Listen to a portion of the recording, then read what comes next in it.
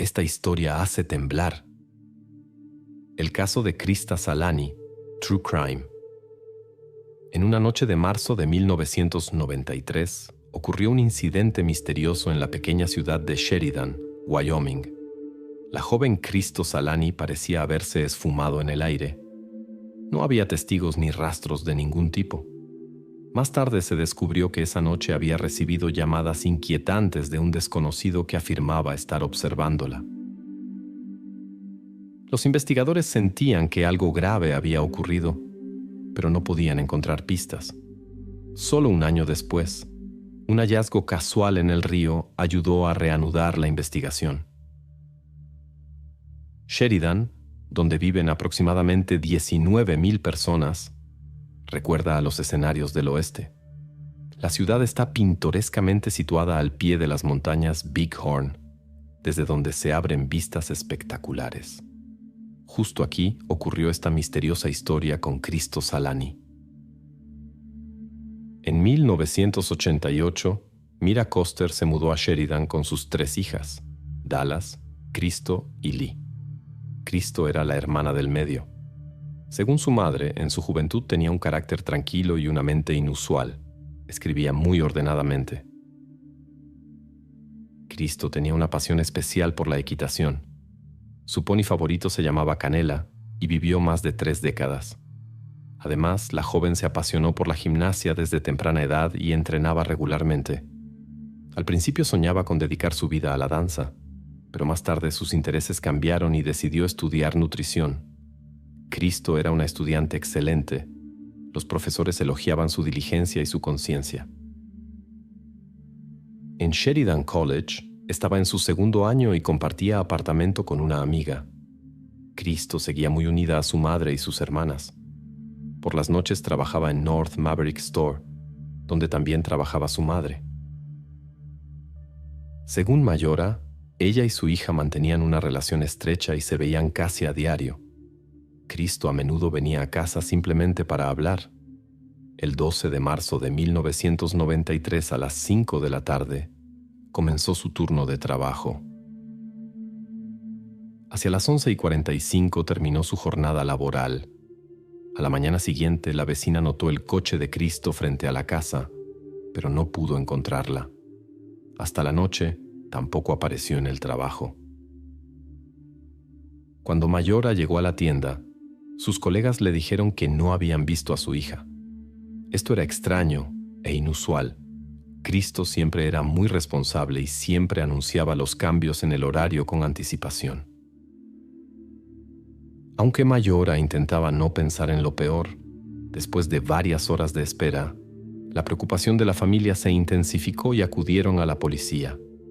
Los agentes del orden comenzaron inmediatamente la búsqueda y descubrieron señales inquietantes en la casa de Krista. La puerta del conductor de su coche estaba abierta y objetos personales estaban esparcidos por el suelo. Un libro, líquido para lentes de contacto y un llavero. Esto no encajaba en absoluto con el comportamiento habitual de Krista. Era una joven seria que estudiaba, trabajaba y vivía de forma independiente. Los investigadores entendieron inmediatamente que algo grave había ocurrido. En 1993, los habitantes de Sheridan vivían en una atmósfera sorprendente de calma y confianza. Muchos ni siquiera cerraban sus puertas. En la ciudad reinaba la seguridad y la gente caminaba por las calles sin miedo a cualquier hora. Esta imagen contrastaba claramente con la situación en Rusia en la misma época. Los años 90 se convirtieron para nuestro país en un tiempo de grandes cambios y dificultades. El país se enfrentaba a problemas económicos y al aumento de la criminalidad. Se han filmado muchas películas y series sobre este periodo, pero el nuevo proyecto Los Salvajes destaca por su enfoque particular. La trama se centra en la historia de la familia Lyjovtsev, padre e hijo, que se mudan de un pueblo de la taiga a Khabarovsk en busca de una vida mejor. La ciudad atraviesa entonces cambios serios. Pavel encuentra trabajo como conductor con un antiguo vecino y se ve involucrado en eventos peligrosos. El poder en la ciudad pasa gradualmente al grupo Opshak, que pronto se convertirá en uno de los más influyentes del país, y los personajes principales se convierten en personas importantes en su estructura. Los primeros episodios muestran que los creadores pudieron dar una nueva mirada a este periodo histórico. La serie será especialmente interesante para aquellos que todavía idealizan esta época.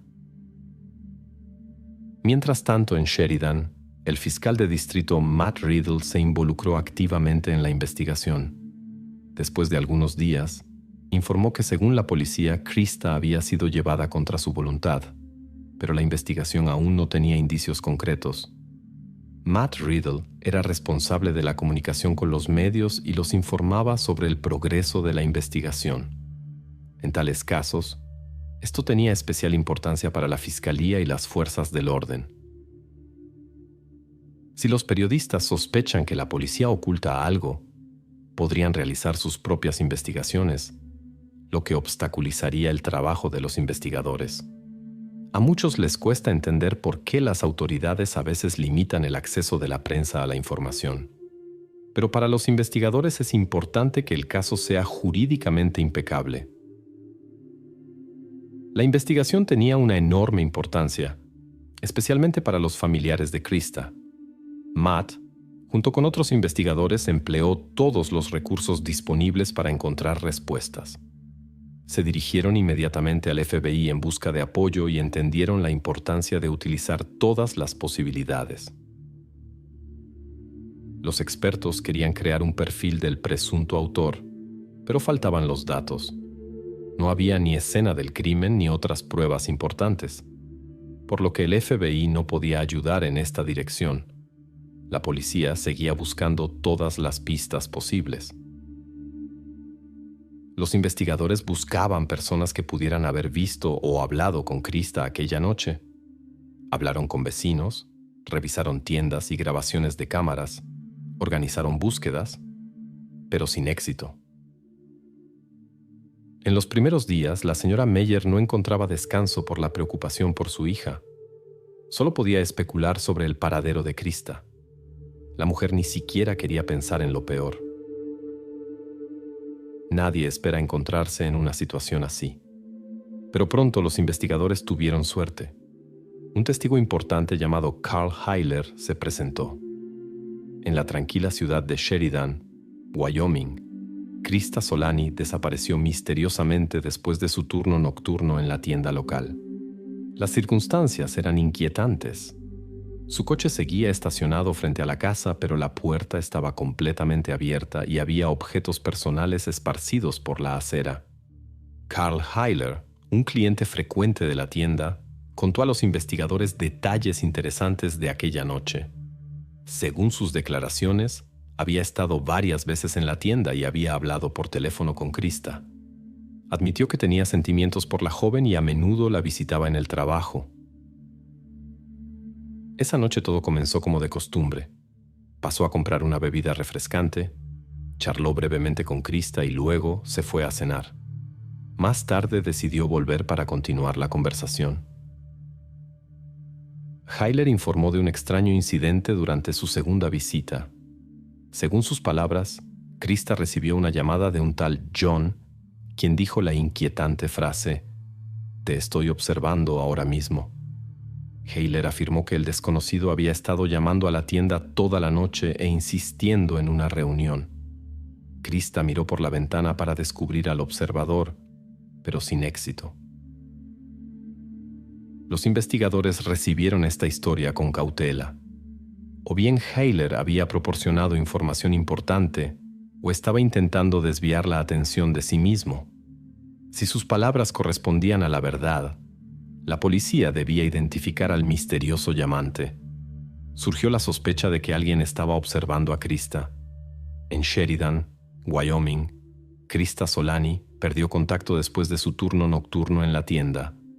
Su coche fue encontrado frente a la casa con la puerta del conductor abierta y objetos personales esparcidos por la acera. Esto causó seria preocupación a las autoridades policiales. Uno de los clientes, Carl Heiler, informó de una extraña llamada de un tal John, quien supuestamente había estado observando a Krista. Los investigadores no podían determinar el papel propio de Carl en esta historia, si era solo un testigo o tenía algo que ver con el incidente. Durante la conversación con la policía, Heiler compartió detalles inusuales de su vida privada. Según sus palabras, era perseguido por una serie de coincidencias desagradables. Cosas extrañas sucedían con las mujeres en las que mostraba interés. Esta declaración hizo que los investigadores prestaran atención. Carl confesó que sentía simpatía por Krista. También mencionó un matrimonio fallido y una exnovia que estuvo involucrada en un incidente en la calle. Heiler expresó sombrías suposiciones sobre el destino de Krista. Tales revelaciones atrajeron la intensa atención de los investigadores sobre su persona. Mientras la policía buscaba pruebas de la posible participación de Heiler, la identidad del misterioso John permanecía desconocida. Pronto apareció un nuevo testigo potencial en el caso. Unos días después, las autoridades policiales recibieron un informe del dueño del rancho. Informó de una visita temprana de un extraño el 13 de marzo. El hombre llamó a su puerta al amanecer, despertándolo a él y a su esposa, y explicó que su coche se había quedado atascado cerca de su propiedad. Más tarde se descubrió que el extraño se llamaba Tom Kolb. Buscaba ayuda para liberar su coche. Esto ocurrió cerca de la tienda donde trabajaba Krista, aproximadamente al mismo tiempo que ella desapareció. Los investigadores decidieron que Tom podría haber notado algo importante y lo invitaron a una conversación. En la primera conversación con la policía, Tom contó que había pasado tiempo en el centro de la ciudad bebiendo. Luego oyó hablar de una fiesta en algún lugar del barrio Redgate, en la parte suroeste de la ciudad. Según el testimonio de Tom, se dirigía allí, pero tuvo que frenar bruscamente al cruzar el puente en Backton Road. El coche derrapó y se deslizó fuera de la carretera. Desafortunadamente, esta información no ayudó mucho a la investigación. Tom era simplemente un transeúnte casual. El puente estaba cubierto de hielo, por lo que el conductor perdió el control del vehículo y terminó en la cuneta. Posiblemente su conducción estuvo influenciada por el consumo de alcohol, pero en ese momento los investigadores estaban más interesados en otros detalles. Después de no encontrar pistas significativas, las autoridades iniciaron una búsqueda a gran escala de Krista con más de 300 voluntarios. Matt Riddle quería unirse a la búsqueda cuando de repente le vino un pensamiento importante. Matt Riddle se encontraba en una situación difícil. Como fiscal, sabía que su participación en la búsqueda podría causar problemas si tuviera que representar el caso de Krista en la corte. A pesar de su sincero deseo de ayudar, tuvo que retirarse. Las reglas eran claras. Un fiscal no puede recolectar pruebas personalmente, o se convierte en testigo y pierde el derecho a representar el caso en la corte. La operación de búsqueda fue extensa y minuciosa, pero no produjo resultados. El tiempo pasaba, los días se convirtieron en semanas, luego meses, pero no había nuevas pistas. Las investigaciones en un lugar como Sheridan encontraban dificultades especiales. A diferencia de una gran ciudad con población densa, aquí había enormes áreas deshabitadas. Esto dificultaba considerablemente el trabajo de los investigadores. Poco a poco, la fase activa de la investigación comenzó a disminuir. Los investigadores trabajaron durante varias semanas en todas las teorías posibles y examinaron cada anomalía de aquella noche. Utilizaron todos los recursos y métodos disponibles, pero en algún momento simplemente se agotaron todas las posibles direcciones de búsqueda. Mira recuerda este tiempo como una mancha borrosa en su vida. Cada mañana comenzaba con lágrimas. No entendía cómo seguir viviendo. A pesar de todo, seguía yendo al trabajo, aunque era insoportablemente difícil estar allí. Un día, mientras estaba sentada detrás del mostrador, no pudo contener sus emociones. Los clientes entraban alegres, pero al notar su estado, hacían rápidamente sus compras y se apresuraban a salir. Algunos conocidos evitaban reunirse con Mayra y enviaban a otros en su lugar porque no sabían qué palabras elegir. Esta incertidumbre pesaba sobre todos los que tenían que ver con esta historia. El investigador Kevin Hughes se había acercado a la familia Cristo durante la investigación. Los colegas a menudo le decían que se preocupaba demasiado por sus casos. Él no lo negaba y consideraba que este enfoque era correcto.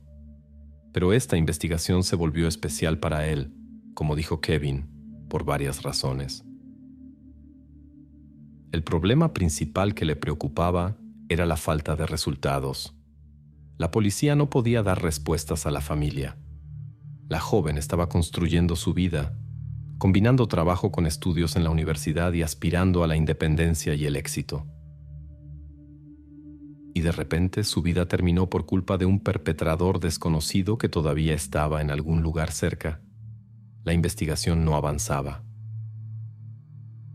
Aunque los investigadores no dejaban de trabajar, parecían estar dando vueltas en círculos. A veces a los investigadores solo les queda esperar una coincidencia afortunada.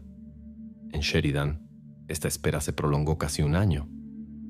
En Sheridan, Wyoming, la historia de Cristo Solani permaneció como un misterio durante casi un año. Los investigadores dieron lo mejor de sí para encontrar respuestas para sus familiares, pero la investigación no avanzaba. Sin embargo, en marzo del 94 apareció una pista inesperada. En Big Goose Creek, un pescador local pasaba tiempo con su hijo.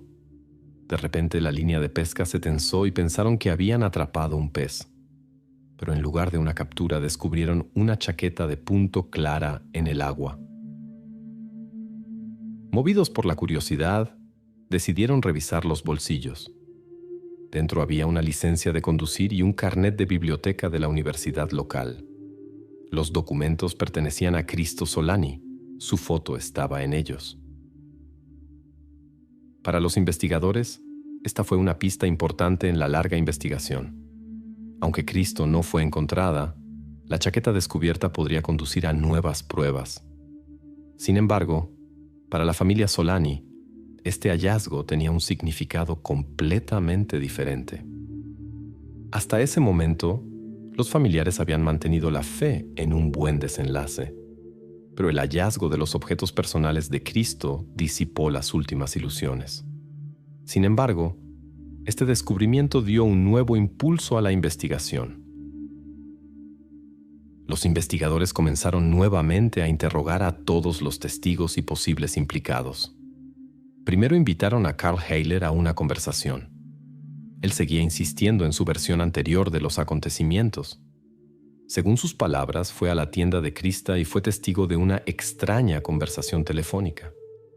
Un hombre desconocido, que se presentó como John, la informó sobre una vigilancia.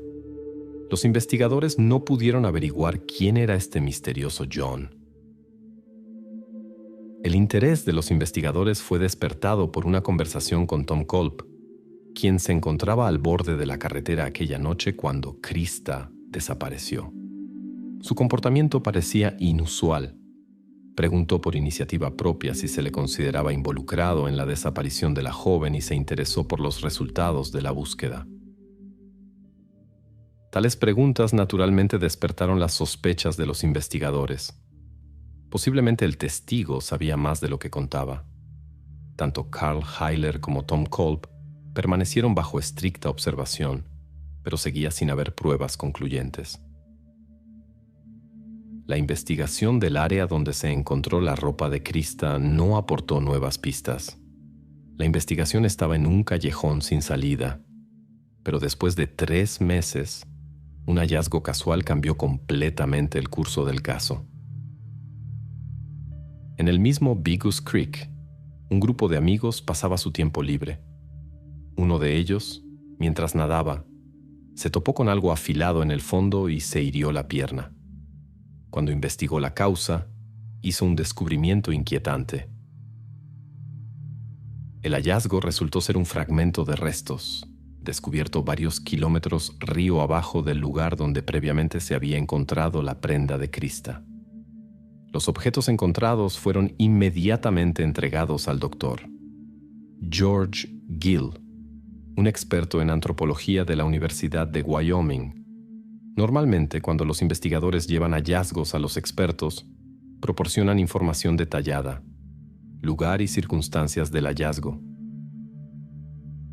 Sin embargo, esta vez el doctor Gill no recibió detalles. Le entregaron los materiales y le pidieron que realizara un análisis independiente basándose solo en lo que veía. De manera estándar, tales exámenes se realizan según 50 parámetros diferentes. En esta situación, el doctor Gill solo pudo determinar un indicador. Estableció que el hallazgo pertenecía a una joven mujer de ascendencia europea. Basándose en las particularidades de la dentadura, el experto pudo estimar la edad aproximada en unos 18 años. Entre las personas desaparecidas en esta área, solo Cristo Salani coincidía con la descripción. La comparación con los registros dentales confirmó la identidad. Ahora los investigadores tenían pruebas irrefutables del incidente con Cristo Salani.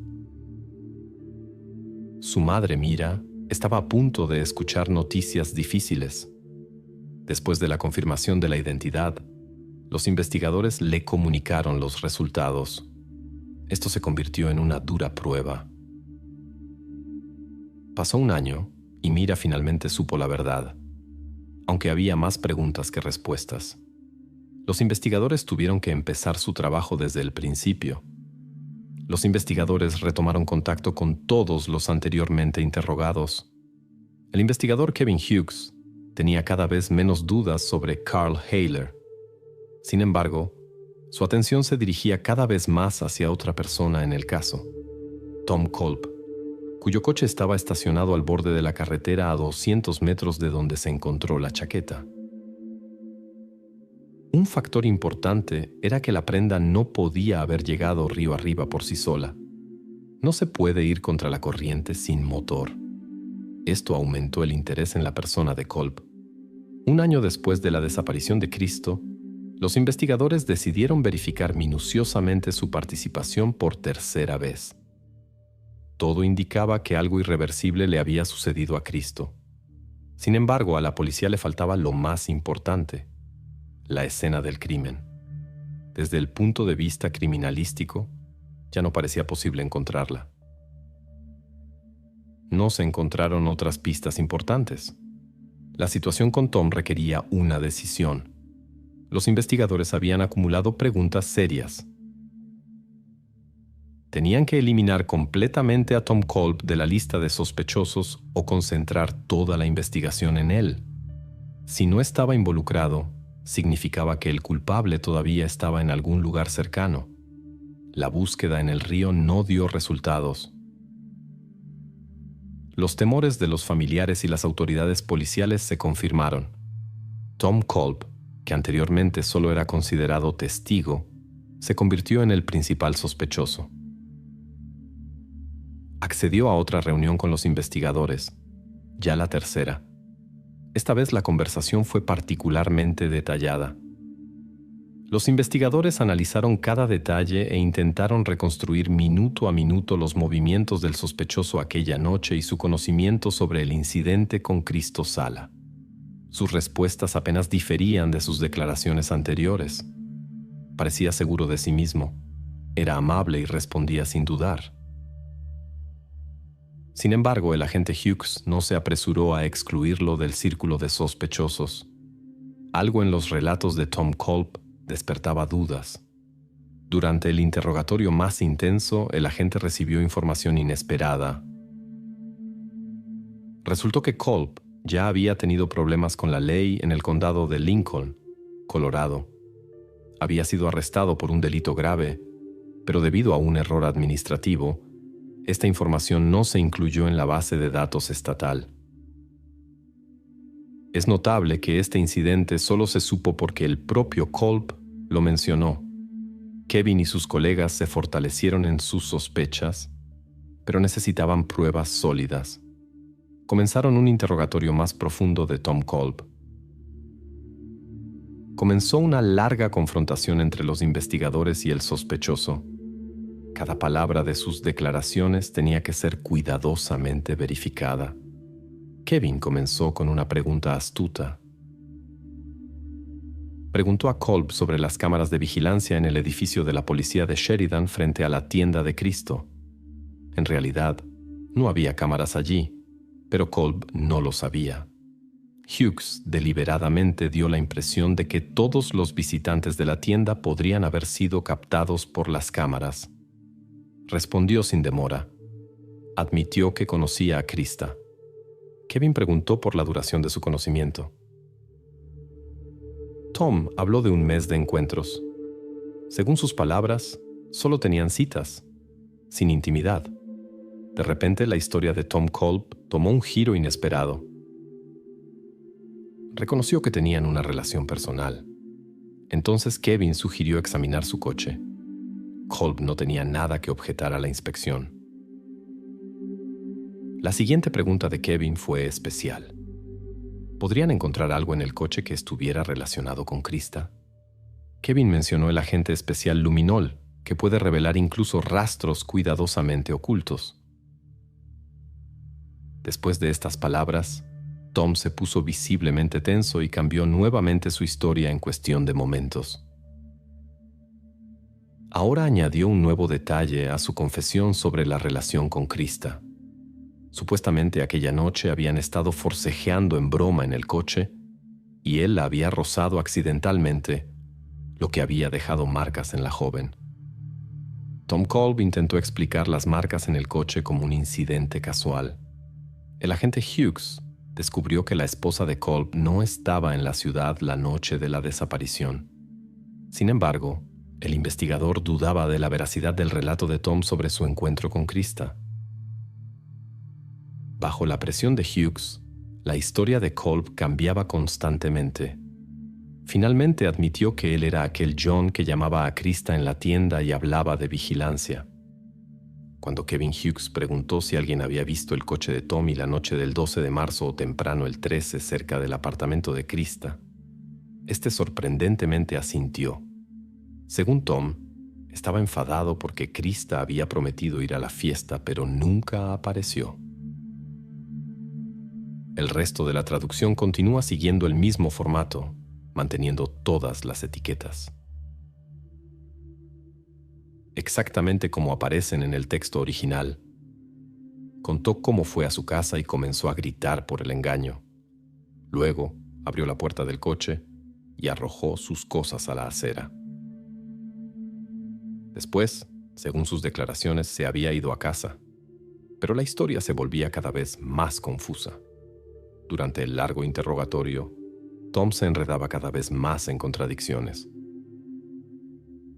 Aunque negaba toda participación en la desaparición de Krista, ahora admitía que no había regresado a casa después de ese encuentro. Tom insistía en que Krista se había ido voluntariamente con él. Según sus palabras, la siguió hasta la casa, y cuando ella iba hacia la puerta, él apareció repentinamente a su lado. Según su relato, estaban de pie después de un encuentro repentino en la acera. Sus cosas, libros y llaves, cayeron al suelo. Después de una breve lucha, ella perdió el conocimiento y él la llevó a su coche. Kolb accedió a mostrar al agente Hughes y otros investigadores el lugar del encuentro con Krista. Contó que había elegido la carretera solitaria hacia Bigus Creek para evitar testigos casuales. Después de unos 10 minutos de viaje, Krista recuperó el conocimiento. En ese momento, sacó una herramienta de su kit. Hughes anotaba cuidadosamente su conversación. Pronto Tom hizo otra confesión que difería mucho de las versiones anteriores. La encontré en Maverick. Nos despedimos, nos abrazamos. Le dije que se fuera a casa y la seguí. Después estaba en mi coche. Llegamos aquí al río, informó. Esta fue la primera de las 3 confesiones de Tom Kolb sobre los acontecimientos con Krista Solano. Finalmente, Kevin llevó a Tom Kolb a ese tramo de carretera. donde éste mostró el lugar donde su coche se desvió hacia el arcén. Durante el viaje, hubo una seria confrontación entre ellos. Debido al hielo, el coche perdió el control y se quedó atascado. Después de un año, Kevin regresó aquí con la persona que había estado buscando durante varios meses. Exactamente aquí, Kolb contó lo que le había sucedido a Krista Solani. Según el testimonio de Kevin, sintió alivio. El camino hasta este momento había sido largo. La investigación llevó mucho tiempo. Fue especialmente difícil para los familiares de Krista. Ahora los investigadores podían dar a la familia las respuestas largamente esperadas. Después de salir del coche, Kolb comenzó a informar sobre los acontecimientos de aquella noche. El investigador le pidió que mostrara todos los lugares relacionados con el incidente. Así llegaron a la orilla del Big Goose Creek. Kevin grabó el informe de Kolb sobre los fatídicos acontecimientos de aquella noche. Según sus palabras, Krista intentó salir del coche cuando se quedó atascado en el borde de la carretera. La alcanzó en el río. Durante el interrogatorio, mostró a los investigadores el lugar exacto del crimen. Según el testimonio de Tom, arrastró a Krista al agua y la mantuvo allí hasta que se cayó. Muchos creían que se podría evitar un juicio. Había una confesión grabada de Tommy Kolb de varias horas. Sin embargo, esto era lo único que tenía la investigación disponible. Los investigadores sabían, sin pruebas materiales, una confesión por sí sola no tiene peso. Matt Riddle, el fiscal principal, tenía que confirmar cada palabra de la declaración de Kolb. Su tarea era eliminar todas las dudas posibles. Cada fiscal intenta probar que solo hay una explicación para lo sucedido: la participación del acusado. Matt Riddle era consciente de que incluso una confesión grabada no garantiza una condena. Tom Kolb se retractó de su declaración y afirmó que solo había confesado para poner fin a la presión de la policía. Esto significaba que el fiscal de distrito de Sheridan, Matt Riddle, tenía un difícil trabajo por delante en el tribunal. En febrero de 1995 comenzó el juicio contra Tommy Kolb. Según los recuerdos de Matt Riddle, el contrainterrogatorio del acusado fue particularmente notable. Este decidió testificar, un caso raro en tales procedimientos. Normalmente los acusados guardan silencio en tales procedimientos, pero este caso era especial. Matt Riddle comenzó a interrogar a Tommy con un objetivo específico para el jurado. Kolb conocía detalles del incidente que no habían aparecido en la prensa. Según los investigadores, ciertos detalles solo podían ser conocidos por alguien que estuviera involucrado en el caso. Matt Riddle decidió aprovechar este momento. Vio la oportunidad de tomar a Kolb por su palabra. El fiscal se volvió hacia él y sugirió hablar sobre la valla. Los presentes en la sala pensaron que se trataría de la barrera con la que Krista se había topado en su intento de huida. Pero Tom cometió un grave error. Comenzó a hablar de una valla completamente diferente que tenía que ver con el caso. Tommy afirmó que tales vallas estaban frente a cada edificio. Cuando Matt pidió precisar de qué se trataba exactamente, el acusado mencionó la valla frente a su apartamento. Habló de la casa de Krista, donde todo comenzó. Con sus palabras, Tom reveló involuntariamente su presencia en la escena del crimen y así socavó gravemente su propia defensa. Confirmó que había estado con Krista aquella noche, sin darse cuenta de que estaba revelando información que solo podía ser conocida por alguien que estuviera involucrado en su desaparición. Durante el interrogatorio, Matt Riddle se dio cuenta de que había atrapado al sospechoso en un detalle importante. Era consciente de que las palabras recién pronunciadas requerían especial atención. Después de largas deliberaciones, el jurado emitió su veredicto. Tommy Kolb fue encontrado culpable de estar involucrado en la desaparición de Krista Solani. Fue condenado a cadena perpetua sin posibilidad de libertad condicional. Es notable que el arresto ocurriera solo un año después del incidente. Otros 12 meses esperaron los investigadores el inicio del juicio. Al final, la familia Solani recibió lo único que el sistema judicial podía ofrecerles. Después de la conclusión de las audiencias, Matt Riddle compartió sus sentimientos. Sintió un verdadero alivio, ya que había cumplido su promesa a Mira Solani. Había logrado cerrar el caso y asegurar un castigo justo para la persona que había destruido a su familia. Las historias que nos estremecen a menudo ocultan circunstancias aún más inquietantes. Y este caso revela los lados oscuros de la naturaleza humana que muchos preferirían no conocer. En el centro de la narración hay eventos que nos hacen reflexionar sobre lo que los humanos son capaces cuando cruzan los límites. En agosto de 1999, Pamela Mastropietro nació en la capital de Italia. Desde los primeros días escolares, Pamela se distinguió por una característica inusual. Era demasiado abierta y confiada con los demás. Esto dificultó su relación con sus compañeros. La situación se complicó por los problemas familiares emergentes, lo que la afectó profundamente. Gradualmente, su comportamiento se volvió cada vez más inusual. A pesar de su inteligencia natural, su rendimiento comenzó a disminuir. Su estado emocional era inestable, lo que dificultó aún más los contactos con sus compañeros de clase. La edad adulta trajo nuevas pruebas para Pamela. Su autoestima se vio gravemente afectada. Los médicos le diagnosticaron trastorno límite de la personalidad. Buscando la autoaceptación, se involucró con compañías problemáticas donde conoció sustancias prohibidas. Bajo su influencia, se sentía más relajada y olvidaba sus miedos. Los padres querían ayudar a su hija, pero tenían que dedicar mucho tiempo al trabajo. La situación empeoró, pero durante un tiempo la familia logró lidiar con este problema. El encuentro con un rumano de 20 años llevó todo de vuelta al punto de partida. Esta relación causó preocupación desde el principio. Pamela ocultó su nuevo novio a sus familiares. A menudo no estaba en casa. Los signos de consumo de sustancias reaparecieron. Ignoró los consejos de sus familiares.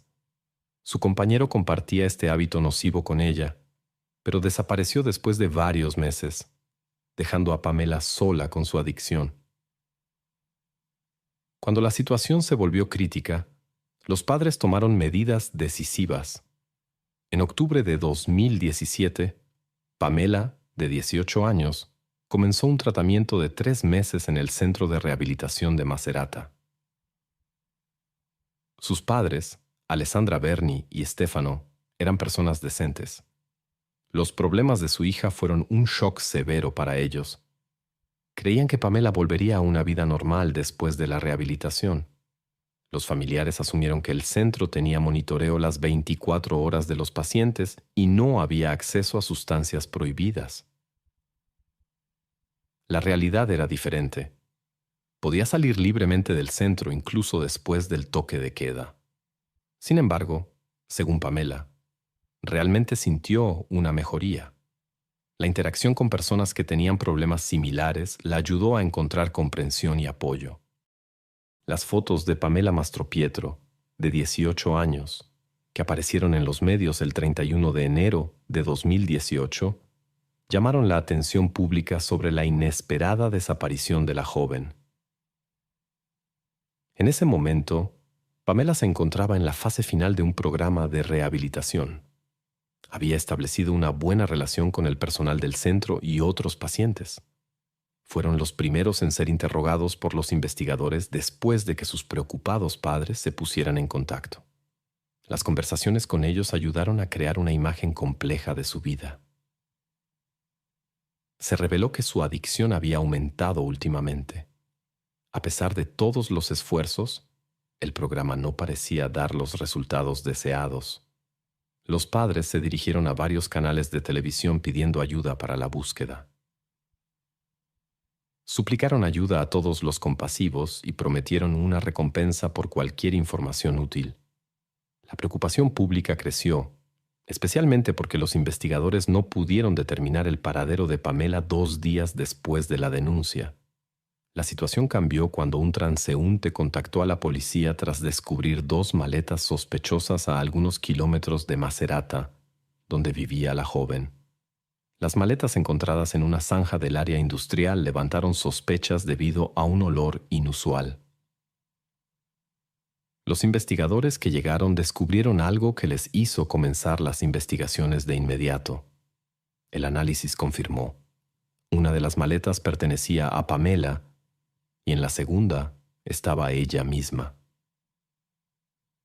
Los padres escucharon las noticias en la radio, pero no pudieron creer la realidad de lo sucedido hasta que los investigadores llegaron a su casa por la noche. La madre se tomó la noticia especialmente mal.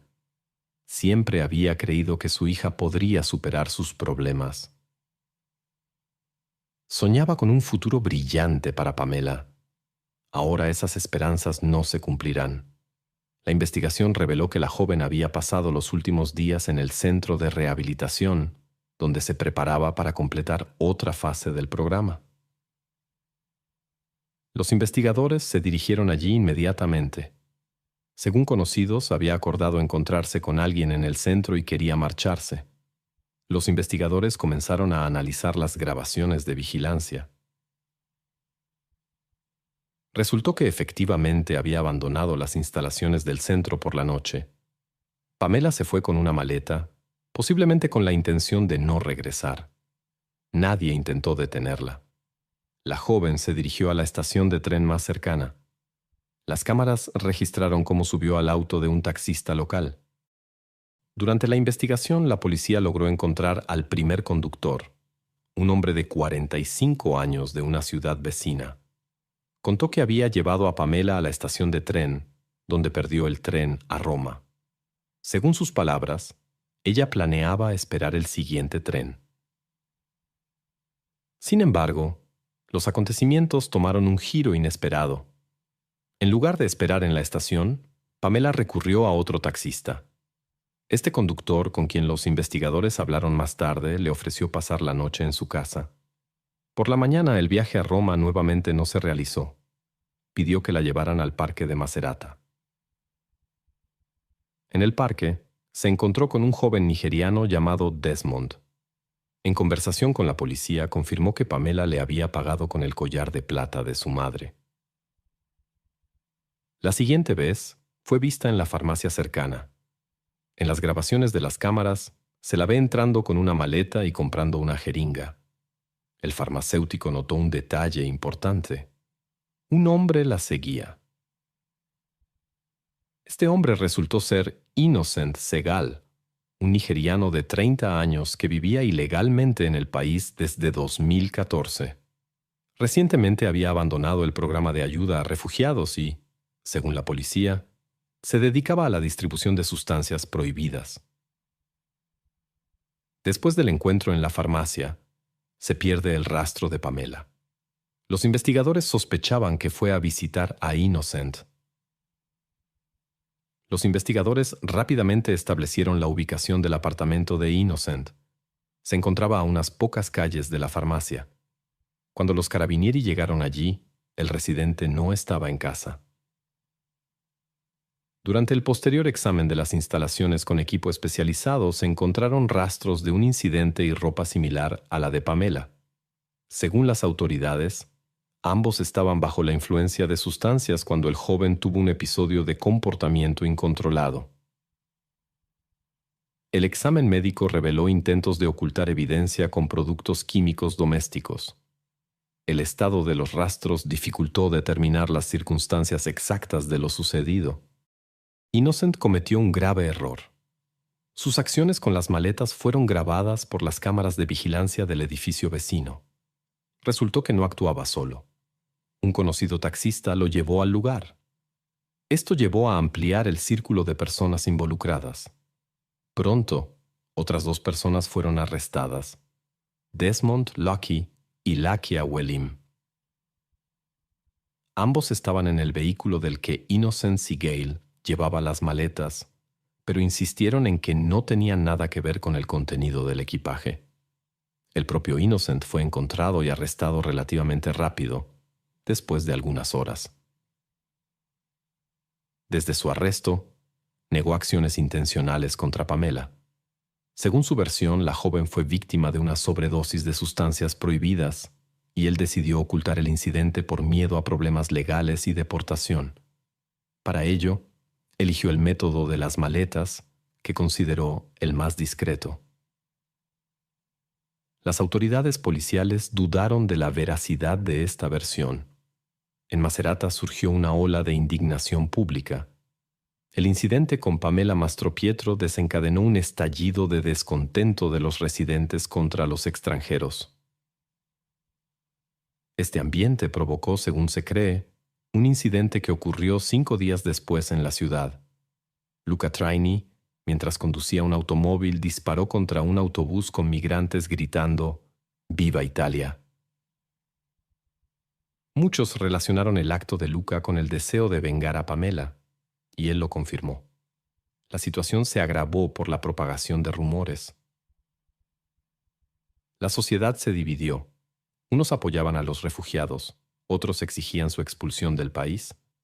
Luca confesó que originalmente planeaba actuar durante el juicio contra Innocent Seagal. Sin embargo, se dejó llevar por sus emociones y dirigió su ira contra personas al azar. En la ciudad circulaban rumores sobre la relación de Luca con la familia de Pamela, pero esta información no se confirmó. No conocía ni a la joven ni a sus familiares. Simplemente se tomó las noticias de manera demasiado emocional. Las acciones de Luca provocaron muchas discusiones y fueron utilizadas con fines políticos. Varios políticos italianos de centro-derecha mencionaron repetidamente estos eventos y promovieron ideas para combatir la migración ilegal. Algunos lograron mejorar sus posiciones políticas en esta ola. Los medios informaron activamente sobre los acontecimientos y difundieron diferentes versiones de los eventos. La historia de Pamela y los acontecimientos posteriores atrajeron la atención de todo el país. En la primavera de 2018, Roma se despidió de Pamela. La ceremonia reunió a muchos ciudadanos afectados, incluida toda la comunidad nigeriana y el alcalde en funciones de la ciudad. Todos los presentes expresaron su profunda simpatía por lo sucedido. Luca Traini tuvo que responder por sus acciones ilegales en un procedimiento judicial acelerado. Después de 1 año y medio, el 3 de octubre de 2018, el jurado anunció su veredicto. El hombre fue declarado culpable de crímenes de odio y posesión de armas de fuego prohibidas y condenado a 12 años de privación de libertad. Innocent Seagal siguió el proceso atentamente. Después del incidente en el autobús con migrantes, el culpable se dirigió a la familia de Pamela y expresó su pesar por lo sucedido. Negó cualquier participación en la distribución de sustancias prohibidas y afirmó ser víctima de prejuicios sobre actividades criminales de migrantes. Sin embargo, los hechos indicaban lo contrario. Innocent llevaba mucho tiempo involucrado en tales actividades. La situación se intensificó cuando aparecieron en los medios titulares sensacionalistas sobre una supuesta participación de un grupo de ciudadanos nigerianos en lo sucedido con Pamela, relacionándolo con rituales de vudú. Se publicaron detalles increíbles que no tenían nada que ver con la realidad.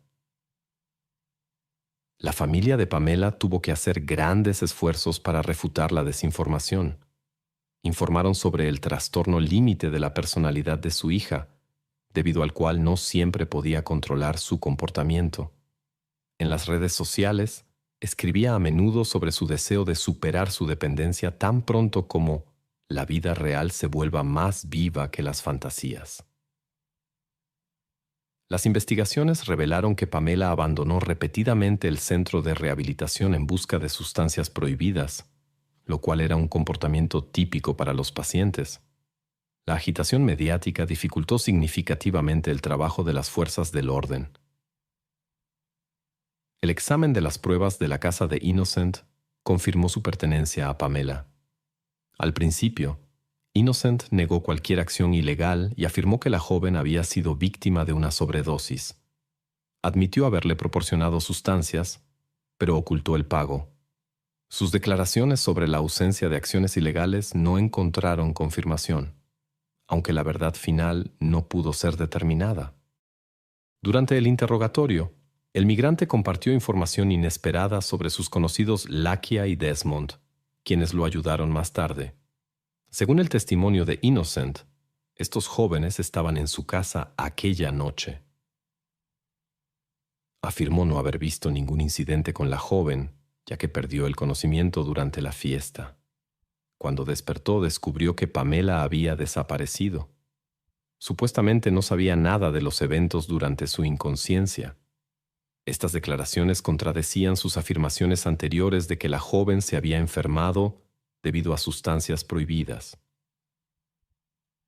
Las evidencias encontradas en la escena tampoco coincidían con esta versión. Era obvio que algo más serio había ocurrido. La confianza en las palabras de Innocent se desvaneció por completo.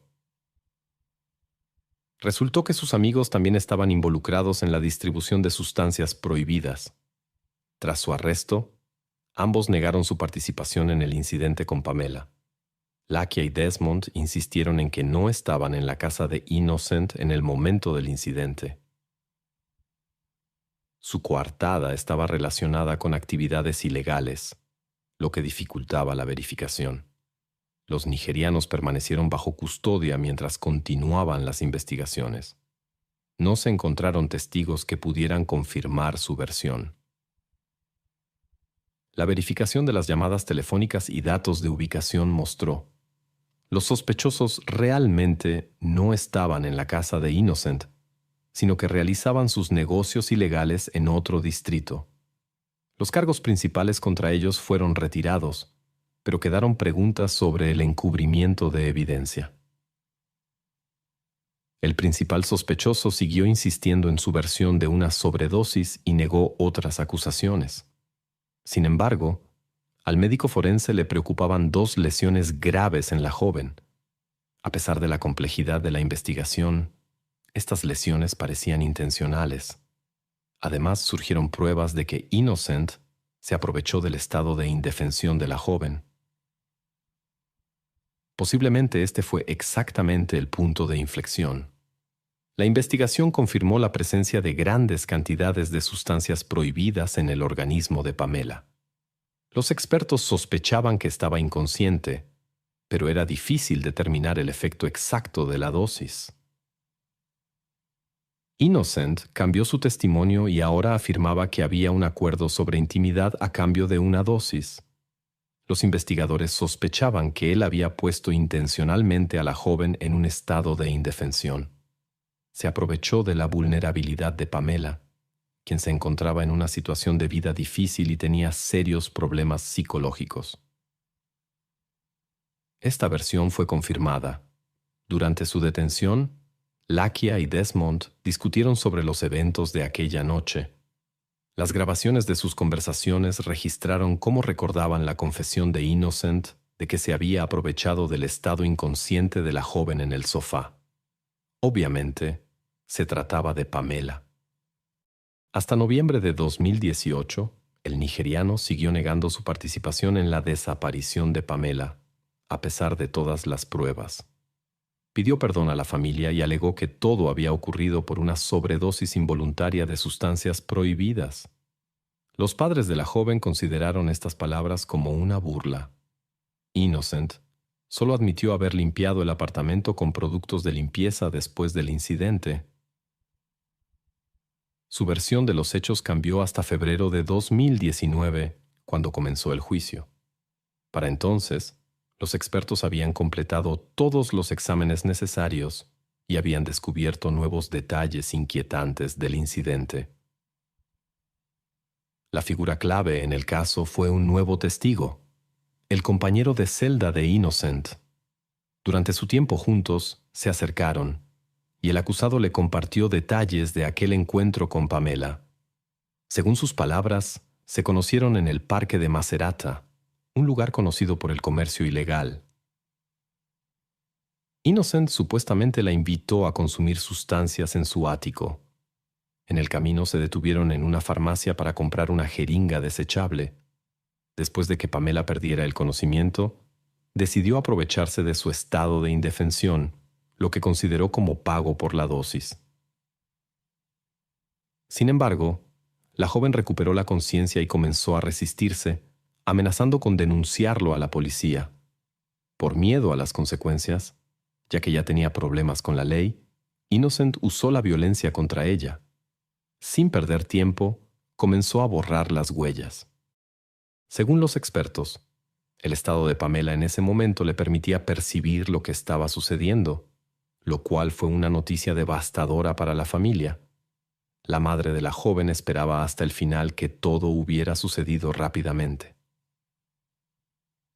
Una de las pruebas importantes contra Innocent fue el ADN encontrado bajo las uñas de la joven de 18 años. En el momento del incidente, ella intentó defenderse y arañó a Innocent, y después el perpetrador no pudo limpiar completamente sus manos. La investigación confirmó que el tejido bajo las uñas pertenecía a Innocent. No podría haber ocurrido accidentalmente si todo hubiera sucedido debido a una sobredosis de sustancias prohibidas. La situación fue aclarada por las declaraciones de Lucky Abelim, quien también estaba bajo investigación. Según sus palabras, Innocent lo llamó en un momento crítico. Se podían oír gritos de mujer a través del teléfono. El interlocutor pidió ayuda con cierto asunto, pero fue rechazado. Cuando Lakia preguntó sobre la voz femenina, el amigo cortó abruptamente la llamada. En abril de 2019, se presentaron al tribunal pruebas materiales y resultados de investigación que mostraban el grado de premeditación en las acciones del sospechoso. Las investigaciones revelaron 2 lesiones graves como causa principal del suceso. La toxicología mostró una cantidad insuficiente de sustancias para un desenlace fatal por sobredosis. Llamaron especialmente la atención los intentos de borrar rastros, el uso de productos de limpieza agresivos, incluso en áreas sensibles. A las autoridades les preocupaba el enfoque metódico. Daba la impresión de que el perpetrador no solo seguía un plan, sino que tenía experiencia en tales acciones. El 29 de mayo de 2019 finalizó el juicio contra Innocent Sigale. El jurado lo encontró culpable en el caso de Pamela Mastropietro.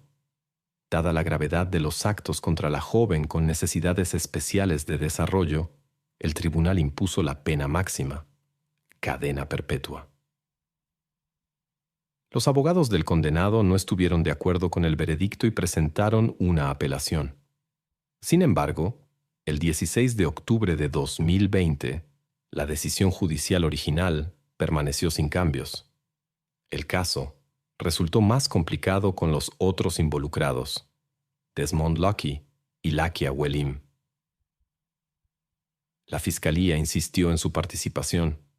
Según los fiscales, los amigos no podían haber pasado por alto lo extraño de la situación cuando su conocido Innocent decidió repentinamente deshacerse de 2 maletas con olor sospechoso, dejándolas en una zanja. Muchos compartieron esta posición y sospecharon que al menos ayudaron a encubrir las pruebas. Pero no se encontraron pruebas directas, por lo que no fueron considerados cómplices. El juez de Macerata desestimó los cargos principales contra ellos, pero los jóvenes no quedaron libres. En sus apartamentos se encontró una cantidad considerable de sustancias prohibidas destinadas a la venta, así como rastros de su consumo. En abril de 2019, ambos fueron condenados a 4 años y 8 meses de prisión. La madre de Pamela Mastropietro decidió hacer realidad los sueños de su hija. Solo faltaban unos meses para completar su educación. Debía recibir un diploma como especialista en salud y servicios sociales. Pamela siempre quiso ayudar a otros como voluntaria. El 9 de septiembre de 2020, su madre recibió este diploma en memoria de su hija. Cada día piensa en Pamela, quien quería comenzar una nueva vida, pero se encontró con personas con malas intenciones en su camino. La joven de 17 años fue encontrada en el maletero de un viejo automóvil, la impactante historia de Marin Farley. En el estado de Iowa, en septiembre de 1971, ocurrió la misteriosa desaparición de la joven Pam. Algunos días después, se hizo un inquietante descubrimiento en el bosque. Se encontraron rastros de un incidente en un viejo automóvil. Los investigadores tenían varios sospechosos. Entre ellos estaba un amable desconocido que había ofrecido ayuda a Pam, su viejo conocido, que poco después del incidente fue internado en una clínica psiquiátrica, y el antiguo compañero de celda de su esposo, en cuyo poder se encontró una foto de la joven mujer. Cedar Rapids era conocida como la ciudad de las 5 estaciones y era considerada uno de los lugares más pacíficos del Medio Oeste. Por eso, la noticia del incidente en el bosque conmocionó a los habitantes. Desde los primeros días de la investigación, quedó claro que sería difícil encontrar al culpable. Sin embargo, incluso una pequeña pista podría ser decisiva en la búsqueda de la verdad. Alrededor de las 18:40, se recibió una llamada en la estación de policía local. La mujer que llamó informó de un hallazgo inusual hecho por jóvenes cazadores de ardillas. Los jóvenes notaron algo inusual entre los árboles mientras caminaban por el sendero del bosque. Al acercarse vieron una figura inmóvil en el maletero de un automóvil dañado. El estado de la escena del crimen indicaba que todo no había sucedido hoy. Conmocionados por lo que vieron, los jóvenes corrieron a casa para buscar adultos. Poco después, el oficial Roland Hickey recibió un mensaje por radio sobre el inquietante hallazgo en el bosque. El oficial de patrulla y su compañero recibieron un mensaje del centro de control solicitando que verificaran River Road, donde 2 transeúntes habían hecho un inquietante descubrimiento cerca de un viejo automóvil. Después de aproximadamente 50 metros dentro del bosque, encontraron el lugar mencionado en el informe. Lo primero que llamó la atención de los policías fue el estado del vehículo. Era obvio que había estado allí durante mucho tiempo. La maleza había crecido hasta el techo. A pesar de la descripción precisa de los testigos, los oficiales se vieron afectados por la vista. Roland examinó cuidadosamente el área alrededor del automóvil y a lo largo de la carretera, pero no pudo encontrar rastros de personas o vehículos. Entonces, llamó a los refuerzos. Los investigadores que llegaron determinaron inmediatamente que había ocurrido un incidente. Al examinar el automóvil encontraron una pista importante que indicaba que la joven no había venido al bosque voluntariamente. La ausencia de zapatos y los pies limpios indicaban que alguien la había llevado allí. Los expertos determinaron que el incidente había ocurrido al menos 5 días antes. El estado de su ropa, suéter y camisa colocados de manera antinatural, jeans mal ajustados, indicaba la naturaleza de lo sucedido. En su mano derecha llevaba un anillo de amistad, en la izquierda un anillo de matrimonio y uno de compromiso. A pesar de las circunstancias externas, la persona encontrada estaba en un estado preservado. No se encontraron documentos ni indicios de lo que exactamente había sucedido en las cercanías. Sin embargo, los expertos experimentados sospechaban que la elección de un lugar tan remoto indicaba un incidente planificado. El hallazgo se realizó en un lugar remoto fuera de Cedar Rapids, en Gravina Road. Era evidente que alguien había elegido deliberadamente este lugar oculto para borrar rastros. A 1 kilómetro se encontraba el vertedero municipal, por lo que el tráfico en la carretera era escaso. Mientras los expertos buscaban pistas en la escena del crimen, las preguntas principales quedaban sin respuesta: la identidad de la joven mujer y las razones de lo sucedido. Los investigadores en Cedar Rapids esperaban las conclusiones de los expertos. El examen médico reveló una lesión cerebral causada por un fuerte golpe en la cabeza. El especialista sospechaba que la joven había perdido el conocimiento después del primer golpe, y la falta de ayuda inmediata llevó a consecuencias irreparables. Según el médico, el perpetrador posiblemente no había planeado tal desenlace. Después de darse cuenta de lo sucedido, el perpetrador intentó borrar las huellas. Según el informe de los expertos, el incidente ocurrió aproximadamente una semana antes del descubrimiento. Esto confirmó las sospechas iniciales de los investigadores que trabajaban en la escena del crimen. La evidencia encontrada en la escena del crimen indicaba circunstancias graves del incidente. Sin embargo, para la investigación, la identificación de la víctima se convirtió en la tarea prioritaria. Los investigadores examinaron cuidadosamente los informes recientes de personas desaparecidas. La atención se centró en el caso de la desaparición de una joven llamada Marin Farley. Características especiales, incluyendo un tatuaje en el brazo, ayudaron a establecer una conexión con el incidente en el bosque. El marco temporal de la desaparición coincidía con los informes de los expertos. La primera en dar la alarma fue la gerente del restaurante local donde trabajaba Marin. Se preocupó cuando la empleada no se presentó al tercer turno consecutivo. La gerente enfatizó la extraordinaria fiabilidad de Marin. Nunca llegaba tarde y siempre avisaba si no podía venir. Preocupada por el largo silencio, la gerente se dirigió a la residencia. En la habitación de Marin todo parecía normal, excepto por un detalle. Faltaba el uniforme de trabajo en el armario. Marin trabajaba como camarera en Aid's Café. Los colegas la describían como una empleada responsable. Según la investigación, fue vista por última vez el viernes 17 de septiembre por la mañana después del turno de noche. El 20 de septiembre, la gerente presentó un informe de persona desaparecida a la policía.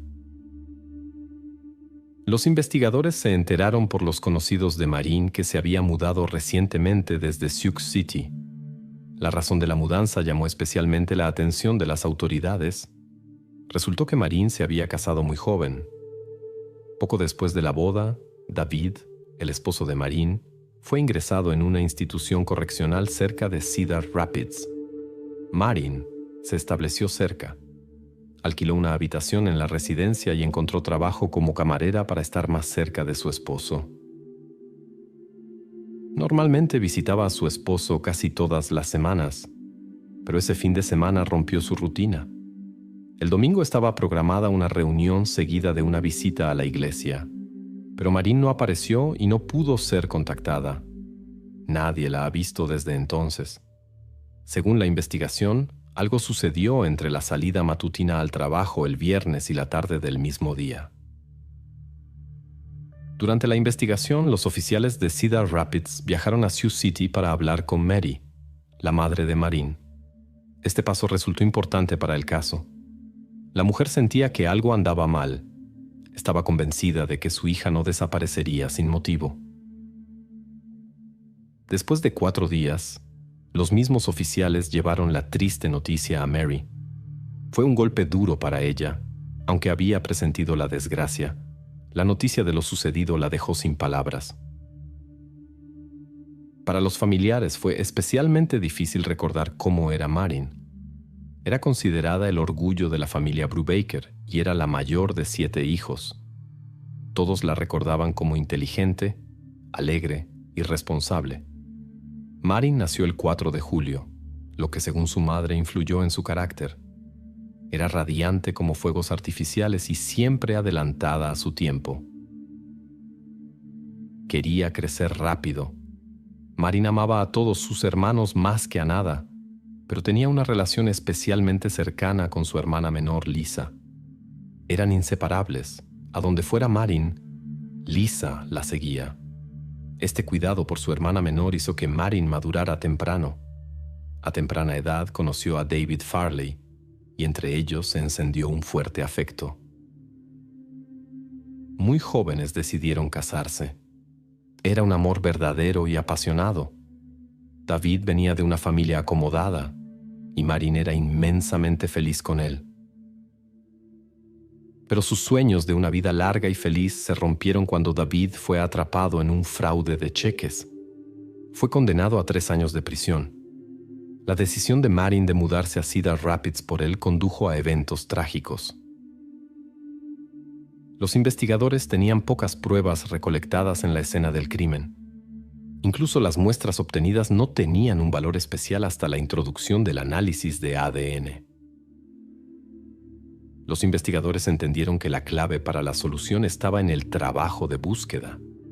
Necesitaban rastrear el camino de Marin hasta el momento del encuentro con el perpetrador. Primero examinaron minuciosamente su habitación. Al registrar las pertenencias personales, los oficiales examinaron el diario y la correspondencia de Marin, pero no encontraron nada notable. Los registros mostraban que era una joven soñadora que trataba de lidiar con las dificultades de la vida. De su habitación solo faltaba su ropa de trabajo. Durante la investigación, los oficiales interrogaron a los residentes sobre los eventos del día. Los testimonios de los vecinos proporcionaron la primera pista importante. La conserje informó que había escuchado una conversación en la habitación de Marin. Notó que la conversación se llevaba a cabo en un tono tranquilo y no levantó sospechas. Lo único que llamó su atención fue que uno de los interlocutores hablaba con voz profunda. La conserje también mencionó otro detalle interesante. En la habitación había un claro aroma a tabaco con una nota dulce inusual. Aunque no vio al visitante, recordaba exactamente la hora. Después del mediodía del 17 de septiembre. Fue exactamente ese día cuando se perdió el contacto con Marin. Los investigadores intentaron encontrar testigos que pudieran haberla visto después de la conversación con el visitante desconocido, pero la búsqueda fue infructuosa. Nadie había vuelto a ver o hablar con la joven. Los familiares de Marin estaban desconcertados. No podían imaginar quién podría ser el misterioso fumador o quién querría hacerle daño. Según ellos, Marin era querida por todos. No tenía enemigos y nunca se quejaba de conflictos. Se llevaba bien con la gente fácilmente. Los familiares no tenían idea de quién podría estar detrás de su desaparición. La investigación cobró nuevo impulso con la información de una compañera de trabajo de Marin. Informó que su amiga había hablado de planes para el viernes por la noche. Quería reunirse con un viejo conocido de Sioux City que había prometido llevarla a algún lugar, sin dar detalles. Este conocido era Bobby Moore, quien inmediatamente llamó la atención de los investigadores. Al verificar, se reveló su difícil pasado con varios arrestos. Las autoridades decidieron seguir esta pista más de cerca. El esposo de Marin, David, le pidió que se mantuviera alejada de Moore. Conocía varios casos en los que Bobby había mostrado agresión hacia las mujeres. Advirtió a su esposa que fuera cautelosa con este hombre. Durante la investigación salieron a la luz nuevos detalles. Una conocida de Marin informó que había visto a Bobby Moore en Cedar Rapids poco después de su desaparición. Él explicó su presencia diciendo que quería ayudar en la búsqueda de su amiga. Cuando los investigadores quisieron hablar con Moore, se encontraron con una circunstancia inquietante. El día del descubrimiento de Marin, él se había internado voluntariamente en una clínica psiquiátrica en Sioux City. Los investigadores sospechaban que esto podría estar relacionado con remordimientos de conciencia. Los investigadores sospechaban que exactamente esto lo llevó a buscar ayuda médica. Lo sospechaban de estar involucrado en el incidente. Sin embargo, si Moore había esperado que la hospitalización lo protegiera de la investigación, se había equivocado. Cuando se enteró del incidente con Marin, negó categóricamente cualquier participación. Según sus palabras, la consideraba como una hermana y no tenía nada que ver con su desaparición. Afirmó haber estado en Sioux City en ese momento. Se le ofreció someterse a una prueba de detector de mentiras. Para sorpresa de la policía, los resultados de la prueba fueron a su favor. Los investigadores no pudieron encontrar evidencia concluyente de su participación en el incidente. Sin embargo, no pudo ser eliminado completamente de la lista de sospechosos, y pronto otra persona llamó la atención de los investigadores.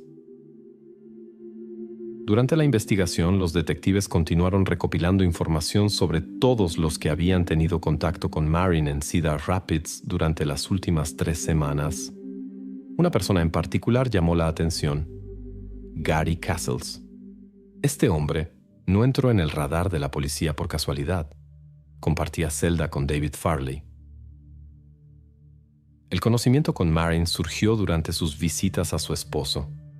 Gary fue liberado poco antes de la desaparición de Marin, mientras David aún estaba en prisión. Al interrogar a Castle, los investigadores examinaron sus pertenencias personales e hicieron un descubrimiento inquietante. En su billetera se encontró una foto de Marin Farley. Esto planteó muchas preguntas para los investigadores. Estaban particularmente interesados en por qué guardaba su foto y qué tipo de relación existía entre ellos. Surgió la sospecha de que había desarrollado un interés especial en ella durante sus visitas a la prisión, y esta pista necesitaba ser investigada. Los investigadores reconstruyeron todos los movimientos de Gary desde su liberación hasta la noche de la desaparición de Marin. Había sospechas de que mostraba un interés especial en ella y había comenzado a observarla. En la sala de interrogatorios, los investigadores intentaron presionar a Gary Castle. A las preguntas sobre el incidente con Marin, respondió negativamente. Gary indicó que el 18 de septiembre estaba lejos de Cedar Rapids y podía probarlo. De hecho, logró presentar pruebas de su presencia en otro lugar ese día. Más tarde, los oficiales volvieron a examinar la habitación de Marin para encontrar rastros de la presencia de Gary aquella mañana cuando la administradora había escuchado una voz masculina. Sin embargo, no se pudo establecer ninguna conexión entre Gary y el incidente. No se encontró ni un solo hecho que indicara su participación. Aunque Castle no pudo explicar la presencia de la foto de Marin en su billetera, esta prometedora pista no ayudó a avanzar en la investigación. Los investigadores entonces regresaron al restaurante donde trabajaba Marin y volvieron a interrogar a sus colegas y clientes. Esta vez sus esfuerzos dieron resultado. Recibieron información importante. Uno de los clientes habituales, llamado George, informó que había visto a Marin el día de su desaparición con un desconocido que parecía un hippie. Los investigadores preguntaron a los familiares de la joven si conocían a alguien con esta descripción. El esposo de Marin, David, inmediatamente dirigió la atención de la policía hacia George como persona sospechosa.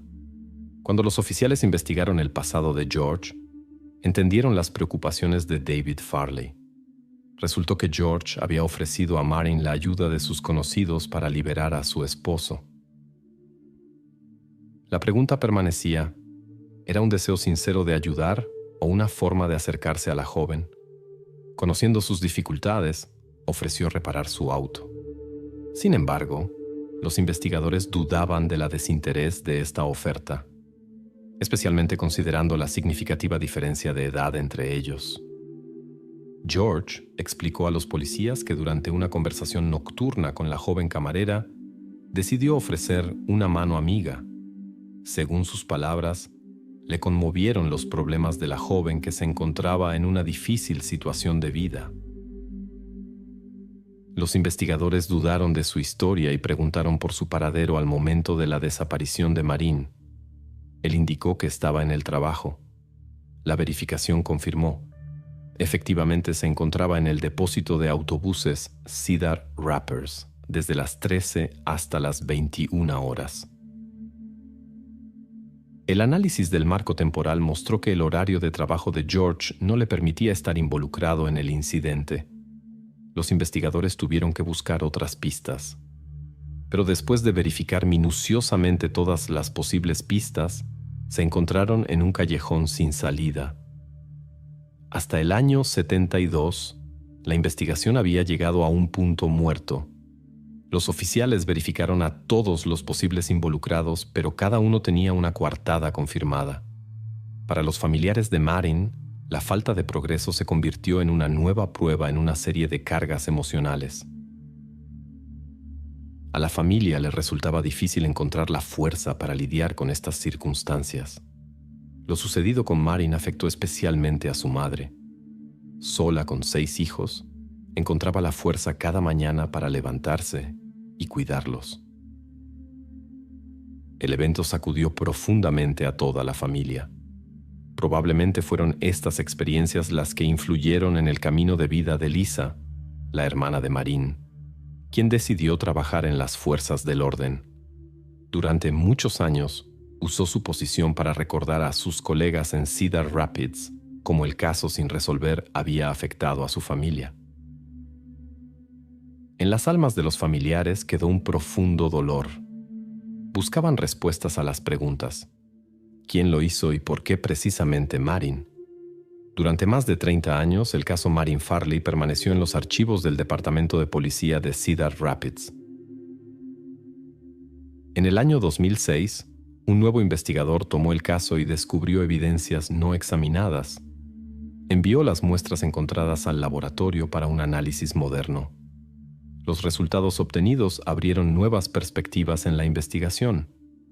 Después de los análisis de laboratorio más modernos, los expertos lograron crear un perfil genético del presunto perpetrador. Los investigadores esperaban que los nuevos hallazgos y métodos avanzados de investigación los llevarían a resolver el misterio de la desaparición de Marin.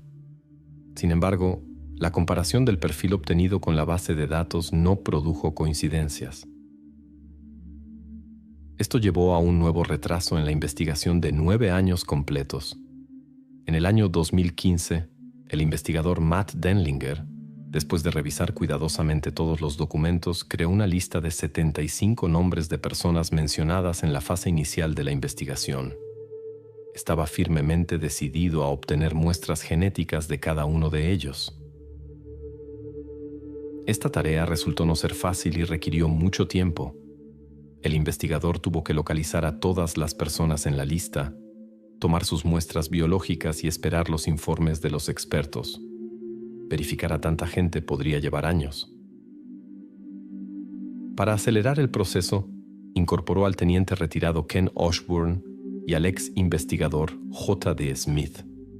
El equipo decidió comenzar con los primeros nombres en la extensa lista de Denlinger, concentrándose especialmente en 2 personas que habían despertado el interés de los investigadores en los años 70. Lograron encontrar a Bobby Moore y tomar la muestra requerida. Después de la verificación, fue descartado como sospechoso. Cuando el análisis de Harry Castle tampoco produjo coincidencias, la investigación volvió a estancarse. En el año 2018 apareció un nuevo método de investigación: la genealogía forense. Este método ayudó a resolver varios casos sensacionales en California. La maestra de Cedar Rapids esperaba que este enfoque también ayudaría en su situación. Los investigadores estaban convencidos del éxito del nuevo método. Sin embargo, después de enviar las pruebas al laboratorio, resultó que el material estaba demasiado dañado para el análisis. A pesar de la decepción, el equipo no se rindió y continuó la búsqueda por otros medios. Al reanudar la investigación, se concentraron en una persona que había planteado preguntas al equipo anterior, George Smith, un cliente frecuente del restaurante local. Al verificar su pasado, notaron que nunca se había tomado material genético de él para comparación. Al investigar la biografía de George Smith, los investigadores se enteraron de que había fallecido en el año 2013 a la edad de 94 años. En un artículo conmemorativo, los amigos hablaban cálidamente del querido empresario de Cedar Rapids. Especialmente memorable fue la mención del característico aroma a tabaco dulce que siempre rodeaba a George.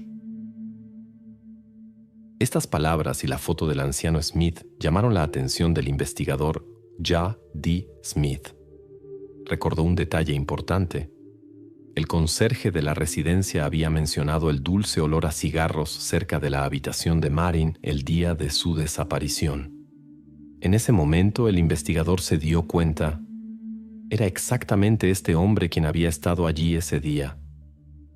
Resultó que George Smith no había sido honesto cuando habló de su turno en el depósito de autobuses aquel viernes.